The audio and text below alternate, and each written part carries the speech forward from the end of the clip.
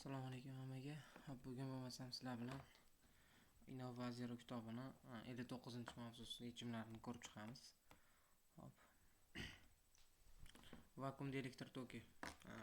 Boshlaymiz. 59-mavzudan oldingi mavzular yechimlarini ham qilganmiz. Hop. Mana shu mavzudan yana davom etamiz. 59-mavzu. Birinchi masala. Termoelektron emissiya hodisasi nima? Termoelektron emissiya hodisasi bu issiqlik ta'sirida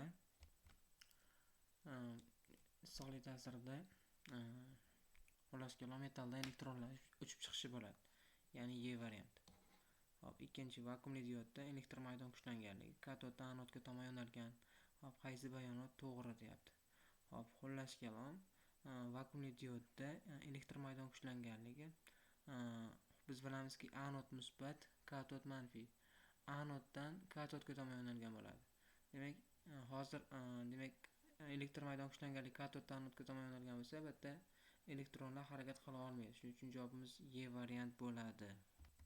Keyingi testimiz 3-test. Vakuumli dioddagi to'yinish tokini qanday orttirish mumkin? Hop, vakuumli dioddagi to'yinish tokini oshirishimiz uchun biz nima qilishimiz kerak? Katod haroratini oshirishimiz kerak. Shundagina to'yinish toki ortadi. Chunki tokning formulasi I teng Q taqsim T. Ya'ni Q'imiz ham NE ga teng. Katoddagi nimani oshiradigan bo'lsak, kuchlanishni oshiradigan bo'lsak, ya'ni haroratni oshiradigan bo'lsak, spiralni qizdiradigan bo'lsak, ko'proq elektronlar uchib chiqadi. Shu natijasida tok kuchi, to'yinish toki ortishi mumkin. Shuning uchun javobimiz C bo'ladi. Hop, to'rtinchisi, vakuumli diod haqida quyidagi aytilgan qaysi fikrlar to'g'ri deyapti. Hop, bitta tok elektronlarning tartibli harakatidan iborat. Bir to'g'ri. 2 elektronlar termoelektron emissiya natijasida yuzaga keladi. Hop, 2 ham to'g'ri. 3 to'yinish tokining kuchi kuchlanishga bog'liq yo'q. To'yinish toki bu haroratga bog'liq. Katoddagi haroratga. Shuning uchun 3 noto'g'ri. 4 to'yinish tokining kuchi haroratga bog'liq. Endi bu to'g'ri. 4. Hop, 5 o'zgaruvchan tokni to'g'irlash uchun ishlatiladi diod. To'g'ri. 6 elektr maydon kuchlanganligi katoddan anodga yo'nalgan bo'ladi. Bu diod orqali tok o'tadi. Yo'q, bunda noto'g'ri. Katoddan anodga elektr maydon kuchlanganligi yo'nalsa, hop, tok o'tmaydi deyapti. Demak, 6-tasdiqimiz noto'g'ri. 1 2 4 5. Ya'ni bizda javobimiz E variant bo'lar ekan. Keyingisi 5. Vakuumli diodda anod tokini qanday oshirish mumkin deyapti. Vakuumli diodda anod tokini oshirish uchun nima qilishimiz kerak? Hop, anod tokini oshirishimiz uchun o'sha katod haroratini oshirishimiz kerak bo'ladi. Ajob. Keyingisi 6. Elektron nurli trubkada elektronlar katoddan qanday hodisa natijasida ajraladi deyapti. Elektron nurli trubkada xullas kalom termoelektron emissiya hodisasida ajralib chiqadi. Keyingisi, ya'ni issiqlik natijasida qizdirilgandan keyin undan elektronlar uchib chiqishni boshlaydi katoddan. 7. Elektron nurli trubkada tok kuchi 0.112 mA, tok quvvati esa 0.148 Watt bo'lsa, elektronlarning energiyasi qanday bo'ladi deyapti. Bu holatda elektronlarning energiyasi bizda nimaga teng bo'ladi? Hop, elektronlarning energiyasi bizda mana bu formula orqali topiladi. U formuladan foydalanamiz. Endi bitta kuchlanish topish uchun bo'lsa, hop, bizda elektron nur trubkadagi tok kuchi va quvvatni bergan. Quvvat formulasi IU. Mana shu yerdan quvvat nimani topamiz? Kuchlanishni. 0.148 quvvatimiz bu. Tok kuchi 0.112 milli. 10⁻³ U 0.112 bilan 0.48 qisqarsa 4. Kuchlanishni topadigan bo'lsam 4000 volt. Hop, endi energiyani hisoblaydigan bo'lsam E teng hop EU, ya'ni E elektronda nimasi zaryadi 1 volt 10⁻⁹ ko'paytirilgan 4000. Energiyamiz shunda 6.4 10 darajasi -16 joule chiqadi. Ya'ni javobimiz B varianti. Keyingisi 8. Agar elektron vakuumli dioddan anodga 4 megametr taqsim sekund tezlik bilan yetib borsa, anod va katod orasidagi kuchlanish qancha? Boshlang'ich tezlik 0 ekan. Hop, endi bunda nima bo'ladi? EU energiyamiz eslaringda bo'lsa, bizda kinetik energiya o'zgarishiga teng bo'ladi. M taqsim 2 qavsning ichida V2 ni kvadrati minus V1 ni kvadrati. bu 0 ekan bizda. U. Endi bizdan hozir kuchlanish so'ralyapti-ku. Y'imiz 1,6 10 darajasi minusdan 19 ko'paytirilgan u teng m taqsim 2, ya'ni massasi 9 10 darajasi minus 31 taqsim 2 ko'paytirilgan v2 ni kvadrati, ya'ni 16 10 darajasi megani kvadrati 10 + 12 bo'lib ketadi. Hop, hisoblaymiz.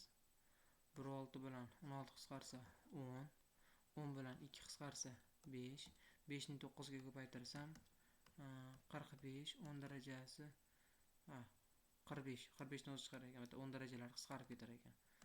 45 volt bo'lar ekan. Javobimiz B varianti. Keyingisi. Hop 9. Vakuumli diodning anod va katod orasidagi masofasi 3,6 sm. Kuchlanish 40 volt bo'lsa, elektronlar orasidagi harakatlanadigan elektronlarning tezlanishini toping deyapti. Ya'ni bu yerda tezlanishni topish uchun nima qilishimiz kerak? 9 da elektronlarga elektromagnit kuchlanganligi tomonidan kuch ta'sir qiladi. Bu kuchimiz F teng q ko'paytirilgan Y forma orqali topiladi. Endi Y degani ham bizda U taqsim D ga teng. Mana shundan foydalanamiz. Endi F esa dinamikani Newtonning ikkinchi qonuni bo'yicha topadigan bo'lsak, ma bo'ladi. Ma teng hop q ko'paytirilgan U taqsim mana D. Mana shu yerdan a ni topsak bo'ladi. Q ko'paytirilgan U taqsim m ko'paygan mana D. Ishchi formulamiz kelib chiqdi. Zaryadimiz 1,6 10 - 19 ko'paytirilgan kuchlanishimiz 40 volt, massamiz ya'ni biz hozir elektronni zaryadini massasiga nisbatan o'zi berib qo'ydi. Mana bu narsani berib qo'yibdi. Hop, biz mana buni yozsak bo'lar ekan o'zi. Bunday qilaman. U ni yozaman 40 volt taqsim masofani yozaman 3,6 10 darajasi minus 2 sm bo'lgan ko'paytirilgan q taqsim m, ya'ni y taqsim m bizda 1,8 10 darajasi 11 ga teng ekan. 1,8 bilan 3,6 qisqarsa 2, 2 bilan 40 qisqarsa 20. A ni topadigan bo'lsam 20 10 darajasi 13 chiqadi, ya'ni bu ham bo'lsa 2 10 darajasi 14 metr taqsim sekund kvadrat. Ya'ni bu javobimiz bizda Y variantiga teng bo'ladi. Y. Keyingisi 10. Hop, sezidan elektronlarni ishi 1,8 elektrovolt. Termoelektron emissiya hodisasi sodir bo'lishi uchun elektronlarning minimal tezligi qanday bo'lishi kerak deyapti. Hop, ishimiz bizda 1,8 elektrovolt ekan. Xullas kelam bizda kinetik energiyani mana shu ishga tenglasak bo'ladi. mv kvadrat taqsim 2 ni ishga tenglab ketamiz. Hop, bu yerda massasi 9 10 darajasida minus 31 ko'paytirilgan tezligining kvadrati noma'lum taqsim 2 teng. Ishimiz 1,8 elektro degani necha bo'ladi? Hop, elektrovoltdan joulga o'tish uchun elektronni zaryadga ko'paytirishimiz kerak. 1,6 10 darajasidan minus 19 ga ko'paytiraman. Va mana shuni hop hisoblashim kerak. Hop, hisoblasak necha chiqadi? Hop, buni hisoblasak 9 bilan 1,8 qisqarsa 5. Hop, bu yerdan v kvadratni topadigan bo'lsam 0,64 ko'paytirilgan 10 darajasi 12. V ni topsam 0,8 ko'paytirilgan 10 darajasi 6 metr taqsim sekund. Endi buni kilometr taqsim sekundga o'tkazish kerak. Kilometr taqsim sekundga o'tkazsam 800 kilometr taqsim sekund chiqar ekan. Javobimiz D varianti. Adashmadik menimcha. Hop, keyingisi 11. Vakuumli dioddagi elektron anodga 4 metr taqsim sekund tezligi bilan yetib kelsa, anod va katod orasidagi kuchlanish qancha bo'ladi? Hop, endi buni topish yana o'sha gap, ya'ni kinetik energiyasini hop o'sha maydon tomonidan bajariladigan ishga tenglasak bo'ldi. mv kvadrat taqsim 2 ni u ga tenglaymiz. Hop, bizda massasi 9 10 darajasi minus 31 berilyapti.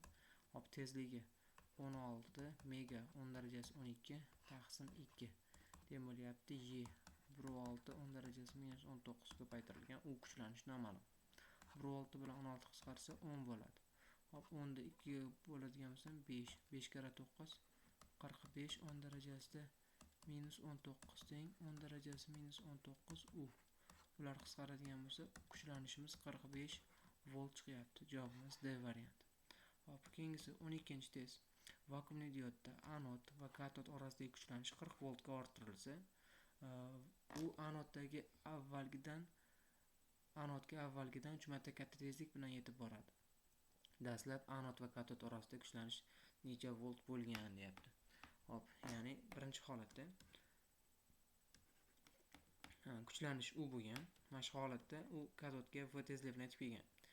M massali elektron zaryadi mana E. Ya'ni bu holatda EU ishimiz mv kvadrat taqsim 2 ga nima bo'lgan? Teng bo'lgan m elektron. Ikkinchi holatda kuchlanish 40 voltga oshyapti. Natijada buni yetib kelish tezligi 3 marta ortyapti. 3v. Massa o'zgarmaydi. Me mana elektron zaryadi E hali ham. Bu holatda endi E ko'paytirilgan U degani endi 40 voltga ortyapti. Ya'ni E ko'paytirilgan U plus 40 imiz teng bo'ladi m elektron v kvadrat taqsim 2 ga. Endi nima bo'ladi? 9v kvadrat bo'ladi, chunki tezligimiz 3v bo'lyapti-ku. Shuning uchun mana shu ikkalasini yozib turib bo'lib tashlash kerak, nisbat olish kerak. Alohida ajratib qo'yamiz mana. EU teng m elektron v kvadrat taqsim 2. E ko'paytirilgan U plus 40 teng bo'lyapti 9 ko'paygan m elektron v kvadrat taqsim 2. Mana bu narsa EU ga teng. EU plusdan 40 ta E teng 9 ta EU. Hop, 8 ta EU teng E kara 40. E lax chiqarib ketsa, uni topadigan bo'lsam 5 volt chiqar ekan. Dastlab kuchlanishimiz 5 volt bo'lgan ekan. Hop, javobimiz C variant. Keyingisi 13. Elektron oqimini tezlashtirish orqali elektr signallarni yorug'lik signallariga aylantiruvchi qurilma. Hop, endi bu elektron nurli trubka bo'ladi. Elektron nurli trubka. Shunaqa qurilma bor. Hop, keyingisi 14. Qaysi raqam bilan vakuumli diodning an'anaviy belgisi ko'rsatilgan? Mana bu bizda vakuumli diodning an'anaviy belgisi. 3. Javob. Keyingisi 15. Vakuumli diodning anodi qanday raqam bilan belgilanadi? Ya'ni e'tibor bersalar manbaga. Manbani uzun qilmas musbat bo'ladi, kichik qilmas manfiy bo'ladi. Shuning uchun mana bu hozir bizda musbat, mana bunisi manfiy. Shuning uchun mana shundan boradigan bo'lsak, mana bu 1 bizda musbatga to'g'ri keladi. Javob D. Vakuumli diodning katodi qanday raqam bilan belgilangan? Katodi manfiy bo'ladi.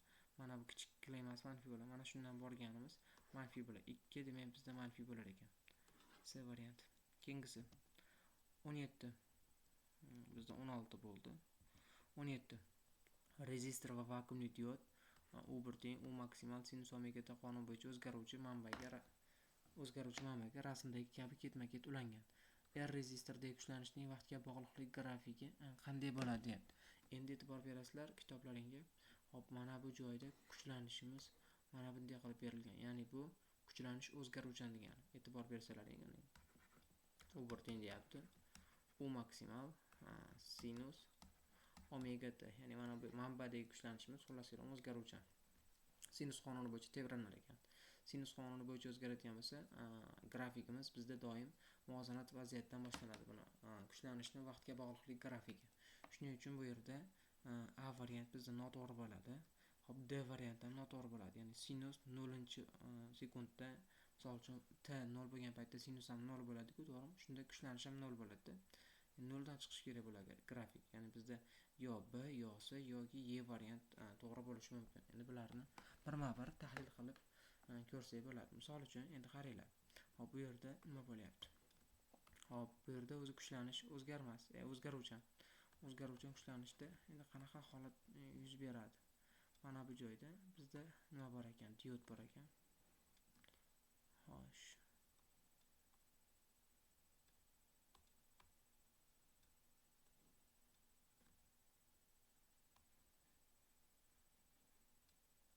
Xullas diod berib qo'yibdi.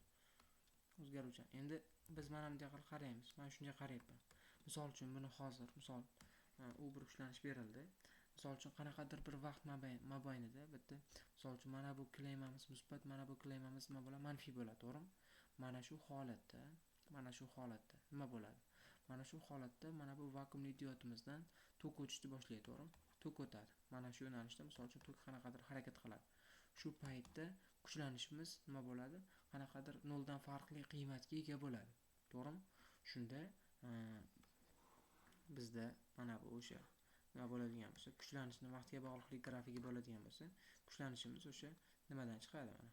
O'sha 0 degan qiymatdan sekan bilan ortib boradi. Tushunyapsizlarmi? Qanaqadir maksimal qiymatgacha ortib boradi.